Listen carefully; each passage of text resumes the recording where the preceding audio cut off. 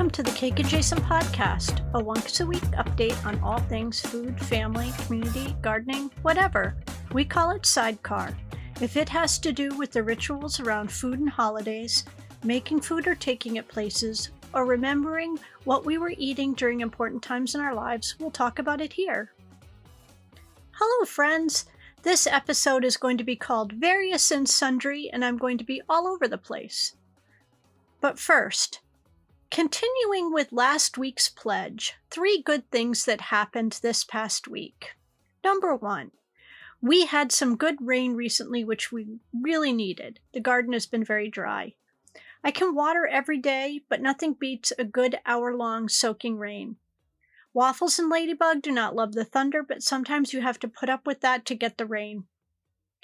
I continue to hold light for our friends in eastern Kentucky, who are now not only dealing with the devastating floods and the utter destruction of their houses and their businesses and their towns and their schools, but now very hot weather with no electricity.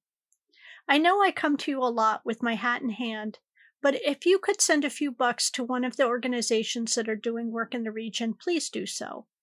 And if you're a listener in the area and you need something, please reach out to me and I'll try to make it happen. You can find me on social media or use my email, 2chocolatecakes@gmail.com. The second good thing that happened this week was that we were doing some pruning of a little tree. Well, it isn't so little anymore. Outside the bedroom windows in the carport. Its branches had grown such that it was threatening to pull off the cable and electrical wires that are right at the corner of the house. So we got a pole saw and we took a few branches down. The tree is a river birch. Anyway, where we took off the biggest branch, which was about 4 inches in diameter, it left a wound that will eventually heal over if the tree is healthy, which it is. But for the past week, it has been leaking river birch sap, and that spot has become a drive-in for every bee and sap-loving bug in the community. There have been giant cicada killers, which look like huge bees but are actually quite gentle, unless you're a cicada, and regular bees of all sorts, hornets, and several different butterflies, including a very striking blue one yesterday, and a magical one earlier in the week that is orange when it's flying, but when it's at rest, it looks just like the bark of the tree. It was so well camouflaged that I could not get a picture of it. So I can see this spot from my work from home office spot, and it has been delighting me all week. My third good news item is that I got a surprise in my post office box that was 2 bags of Malteser buttons from my friend Inthe in Ireland. Thank you so much, sweetie. I know that the postage was at least 3 times the cost of those Maltesers. I am a huge fan of Maltesers in all forms, but the buttons are my favorite and they are impossible to find in the United States. Plus, I love it so much when I get mail at my mailbox. And speaking of mail, a bonus 4th item that goes in the Good News podcast crossover event, I got a box from my Agenda podcast co-host, Jen Golbeck, and it had 2 bottles of that special ginger ale that she loves so I can try it, and 2 coconuts that she grew herself. And I have never grown a coconut, so I am so impressed. And an awesome Team Chaos coaster, which I think I might use as a teeny little wall hanging next to my bed to remind me which team I'm on. Okay, so what are your good things this week? Here's what I'm looking forward to for this week coming up. Next weekend, my friend Kate is coming over to watch TV with me while Ben is away on a work trip. We're going to go through all my clothes and try to get a good pile together for either donation or Poshmark or whatever. I'm trying to get to the point where I don't need to swap out all of my clothes every 6 months from summer to winter, and that all the stuff in my drawers, with the exception of maybe some big sweaters and fleece jackets, all live with the shorts and t-shirts and bathing suits together in harmony. I do not need this many clothes now that so much of our work is done remotely. Plus, so many things just don't fit right or feel right anymore, and so there's no reason to hold on to them. They do not spark joy. Kate will probably stretch out on the couch, and all the cats will drape themselves all over her, and she will be in heaven. And it'll be nice to have someone over for a visit who has already seen how messy the house is, so I don't feel weird about having her here. Okay, so what else is going on? Well, I'm going to tell you. I have been watching a lot of TikToks, and I have noticed an interesting trend. Folks on there who are kind of accidental creators, and I don't mean that in any kind of derogatory way, but in that they made TikToks or reels on Instagram or whatever for their own fun and friends and family. And then somehow something they did just blew up, and now they have some huge following. I call them accidental creators. The thing that I'm finding interesting is the healthy pushback I see from those folks who are just not taking any crap from trolls in their comment section. And a good example is this young woman who recently graduated from college and has a real job and just bought her first house in the South. I think it's in Alabama, or maybe it's Mississippi. It's one of those southern states. Um, and with it, it seemed to have come with two somewhat feral cats and two kittens. And so she caught them all and brought everyone to the vet, had them scanned for microchips. They did not appear to belong to anybody. She had made flyers and everything to make sure that she wasn't stealing someone's cats and no one claimed them. She neutered both the two adult cats and she sent one of the kittens to live with her parents because her dad just fell in love with the kitten. And she kept the other three, two big cats and the kitten, with her current cat and dog. And I'll tell you, she just does not want any unsolicited or bossy advice from strangers. And I am absolutely cheering her for when she made a video saying, "Thank you so much, but when I want and need advice, I'll ask for it." And that is the kind of healthy boundaries I like to see on the socials. I'm not a big enough creator of anything to get unsolicited advice, so this isn't something that happens to me. Plus, I actually ask for lots of advice.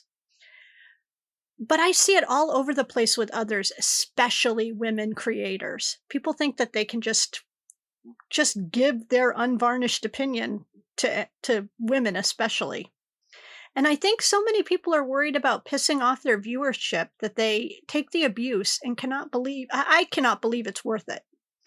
And along those same lines, I sometimes joke about how I want to be Oprah famous, but truth be told, I like that I have a following that is manageable. The other day, I saw on Twitter that someone new followed me, and because I don't have 50,000 followers, I can keep track of things like that. So I took a look at who that was, and it was a very bad person based on their likes, comments, tweets, and who they retweeted. And I don't want to share my content with someone like that, and so I blocked them immediately. No cool content for shitty people. As much as I'd love to make content that supports me full time and make being an environmental advocate a side hustle, I don't want to be beholden to awful people who do not deserve to hear or see what I have to say or share. And maybe that will always limit me. And I guess that's the thing about writing or art or whatever. Once you release it into the world, it isn't really yours anymore, is it? Anyway, I think it's a good lesson for all of us, even those of us who don't create content for others to consume. Because the way the world is going right now, a lot of us need to stand up against oppression and for human and civil rights. We can't just worry about whether what we say is going to make us unpopular in certain circles. A difference of opinion is whether or not pineapple belongs on pizza or Star Trek versus Star Wars, not whether entire decades of our history should be erased from school classrooms, or that people should be denied life affirming care because they identify differently than what it says on their birth certificate, or that Christian, and I put that in air quotes for obvious reason, institutions are now a fourth branch of government in the United States. I know I'm going to sound a little scoldy right now, but if you're a person who doesn't like to read or watch the news because it's too depressing, you've got to get your head out of the sand and pay attention. There are absolute lunatics running for office who have a real chance of winning. And when I tell you that our entire American experiment is on the line here between Christian nationalists and no, that's not a good thing, and election deniers and literal fascists and other unsavory characters, I am absolutely not being hyperbolic. There are actual calls for a constitutional convention if these folks get a toehold on all three branches of government in the near term. And I can assure you, they are not going to be checking the Constitution for typos and changing the font to Comic Sans. If you need me to do a weekly news roundup, podcast for you, where I just give you 1-minute hits on the 15 biggest news stories of the week, I will do it. because I watch all the news and I read all the articles because it's important to me to bear witness no matter how awful and grim and depressing the news is. And I will even do it in my regular voice and not in my cat and dog voices.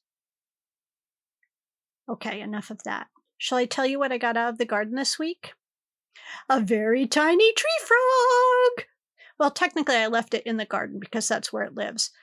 But it was such a wonderful surprise when I was out watering, and it was not any bigger than an M&M. If you're a Patreon, you got to see a picture of it within like 10 minutes of me snapping the pic.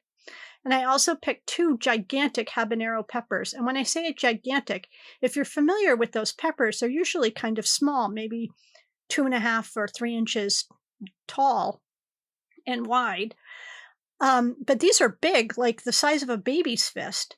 I ordered a dozen bottles for making hot sauce, so one of these days we'll get that done as well. I think I mentioned that Ben has been wanting to make a hot honey sauce. So if anyone has made a hot honey sauce and has a recipe, I'd be interested in seeing it. A few years ago, we made a peach habanero sauce that I called Bull Run Battle Jam that was really pretty popular in our circles. I didn't like it because I don't like anything hot, but people who like hot things liked it. Someone, squirrels probably, have been taking bites out of all the green tomatoes, which just tells me the owls must be on vacation. I haven't heard them lately, and I remember this time last year they were away too. I don't know where they go, but they always do return. Ben did me a solid while I was writing this up today and planted the fig tree that I bought almost a month ago, so now we'll have figs in 2 places, 2 trees in the side front yard and 1 in the backyard. We bought a life vest for Ladybug so she can do laps in the pool. She has been really struggling lately. Her legs and back are so weak, and she's blind, as you now know, or as you know now, or now, as you know, whatever.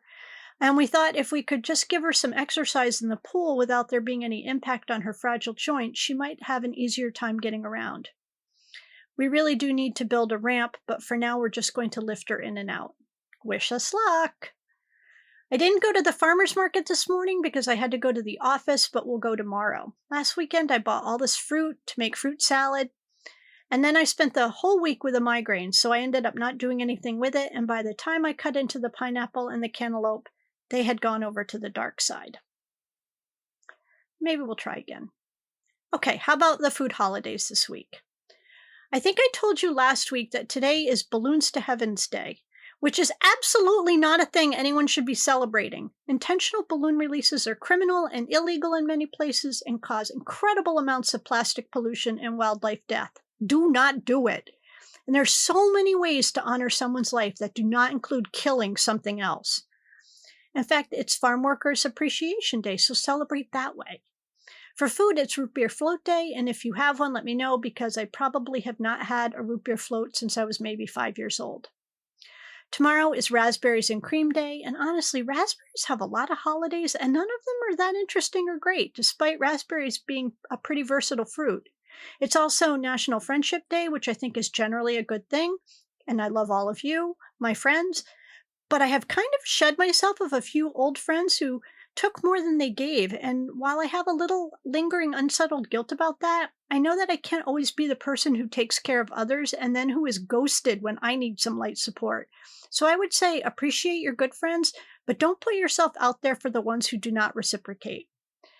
Another one of my calendars also tells me it's Sister's Day, but honestly, like Friendship Day, isn't that something you should celebrate all the time if you can?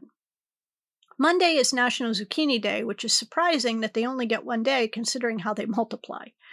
I think I've mentioned before, probably on Twitter, that there was a restaurant in Providence that made the best chocolate zucchini cake with fresh whipped cream. It was so good. I don't grow zucchini in the garden anymore because it's impossible to keep alive with the squash borers, which have become legion in the past few years. So we never have it in the house, but maybe I'll see if I can find the recipe for it. The cake is made like a pound cake in a loaf pan, and I think it's probably pretty easy. If you have a tried and true recipe, though, hit me up. I'd like to try it out. It's also Frozen Custard Day, and I am absolutely a fan and believe if you've never had frozen custard before, you should take this opportunity to try it out.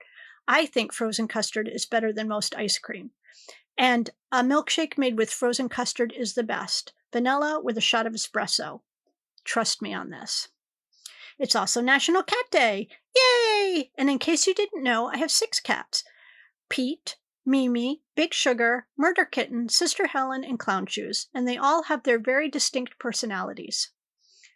One day I will have to do a whole sidecar devoted just to the pets. How will you celebrate your cat today?